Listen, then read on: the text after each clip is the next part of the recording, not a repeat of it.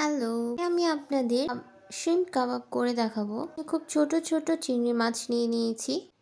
এখানে আমি 1 কেজি পরিমাণ চিংড়ি মাছ নিয়ে নিয়েছি। দেখতেই পাচ্ছেন আমার চিংড়ি মাছের সাইজগুলো কতটুকু। মাছগুলোকে এখন আমি সব একত্র করে ব্লেন্ড করে নেব। সুন্দর করে কিমা করে নিতে হবে।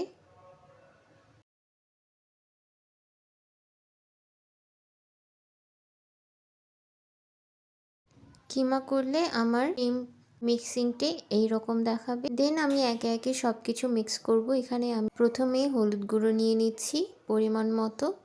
দেন আমি লবণ নিয়ে নিচ্ছি, জিরা গুঁড়ো নিয়ে নিচ্ছি, এখানে অল্প পরিমাণ ধনিয়া গুঁড়ো নিব। এটা বেশি নিলে এখানে তেতো হয়ে যাবে।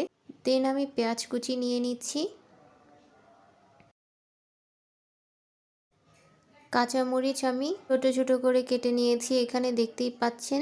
দেন ধনিয়া পাতা আমি এখানে কুচি করে কেটে রেখেছি, সেটা নিয়ে নিচ্ছি।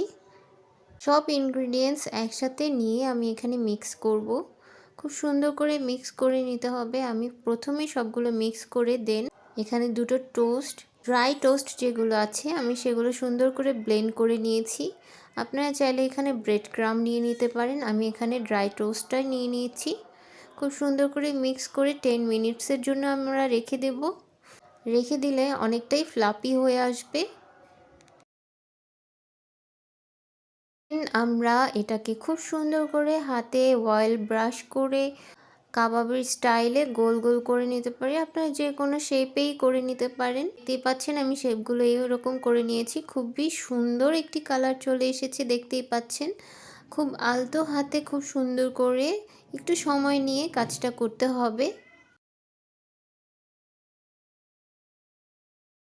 একে সবগুলো কাবাব আমি বানিয়ে নিলাম এইভাবে। আপনারা এটা সরিষার তেলেও ভাজতে পারেন। এখানে আমি সয়াবিন তেলে ভেজে নিচ্ছি। আগে সবগুলো দিয়ে দিচ্ছি, দিয়ে আমি এখানে একটা স্ট্রেইনার দিয়ে ঢেকে দেব। ঢেকে দিলে খুব সুন্দরভাবে আস্তে আস্তে দেখতেই পাচ্ছেন খুব ফ্লাপি হয়ে গিয়েছে। একে একে খুব কেয়ারফুলি এগুলো উল্টিয়ে দিতে হবে।